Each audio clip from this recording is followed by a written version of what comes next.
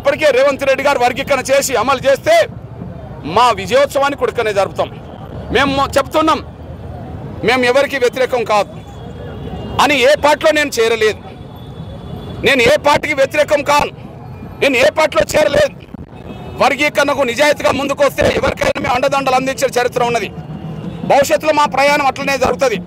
కానీ వర్గీకరణ మీద నిలబెట్టుకోకుండా మమ్మల్ని మోసం చేయాలని చూసిన మాలల కాంగ్రెస్ పార్టీలో ఉండబడే మాలల పల్లబడి తొలగి మాకు అన్యాయం చేస్తే ఖచ్చితంగా కాంగ్రెస్ పార్టీ మీద మా ఆగ్రహం వెళ్ళిపోతాడని కూడా మా 1,00,000 డప్పులు ప్రయత్నం చేస్తానేసి కూడా మీరు మర్చిపోదు.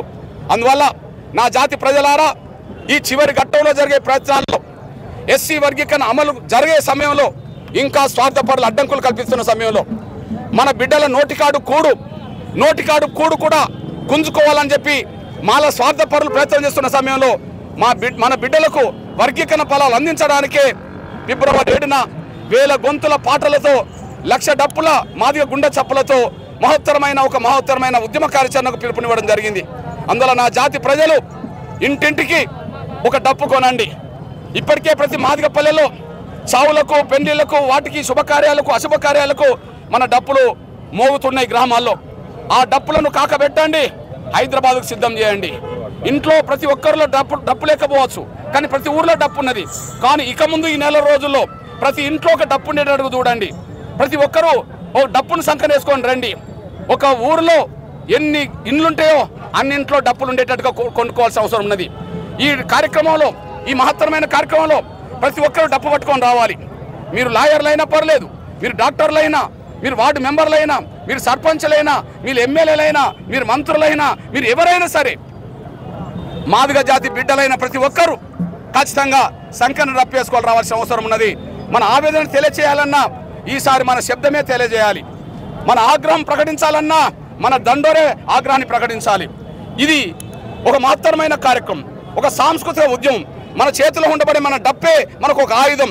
కాబట్టి మన ఆయుధాన్ని ఇంట్లో పెట్టుకోకుండా ఆయుధాన్ని హైదరాబాద్లో ప్రదర్శించే విధంగా తరలి రావాలని సవినం కోరుకుంటూ, సమస్త సమాజానికి, అణగారిన వర్గాల సమాజానికి, అగ్రకులాల ప్రజాస్వామికవాదులకి నేను విజ్ఞప్తి చేస్తున్నా. ఆకలి కేకల యాత్రలు, ఆకలి కేకలకు సంబంధించిన బియ్యం కొట్ట పెరుగుదలలు, వాటితో కాదు, ఎస్సీలకు ఎక్కడ అన్యాయం జరిగినా, ముస్లింలకు ఎక్కడ అన్యాయం జరిగినా, మహిళలకు ఎక్కడ అన్యాయం జరిగినా, బీసీలకు ఎక్కడ అన్యాయం జరిగినా, అగ్రకులాల్లో కూడా పేదలకు ఎక్కడ అన్యాయం జరిగినా, బ్రాహ్మణులకు ఎక్కడ అవమానం జరిగినా, వైశ్యులకు అవమానం జరిగినా, ఎవరికి అన్యాయం జరిగినా మాదిగ దొండరు వాళ్ళకి అందరికీ అండగా నిలబడ్డది.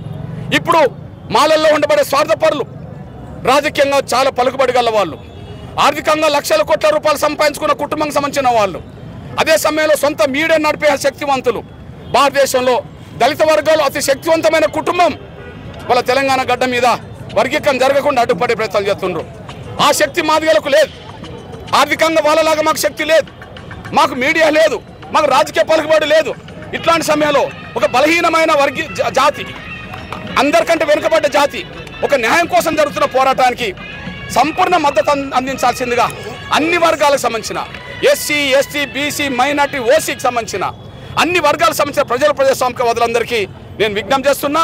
ఒక న్యాయమైన ఉద్యమాన్ని అడ్డుకోవడానికి స్వార్థపరులు ప్రయత్నం చేస్తున్న సమయంలో ఆ స్వార్థపరులకు అన్ని రకాలుగా పలుకుబడి ఉండడం వల్ల, ఈ జాప్యం జరగడం వల్ల మాదిగలకు అన్యాయం జరుగుతున్న ఈ పరిస్థితిలో ఈ వెనుకబడిపోయిన, అన్ని రంగాల వెనుకబడిపోయిన ఒక మాదిగ జాతి తన ఆకాంక్ష కోసం ఫిబ్రవరి 7న 1,00,000 డప్పులతో మాదిగల గుండె చప్పులు వినిపించే సమయానికి ఆ మహత్తరమైన కార్యక్రమంలో అన్ని వర్గాల ప్రజాస్వామికవాదులు ఉద్యోగుల భాగస్వాములు కావాల్సిందిగా, ఒక పేద జాతి చేస్తున్న, ఒక అత్యంత వెనుకబడ్డ జాతి చేస్తున్న ఈ పోరాటానికి సంపూర్ణ సహాయ సహకారం అందించాల్సిందిగా నేను సవినంగా విజ్ఞప్తి చేస్తున్నాను, గుర్తు చేస్తున్నాను, పిలుపునిస్తున్నాను. జై మాదిగ.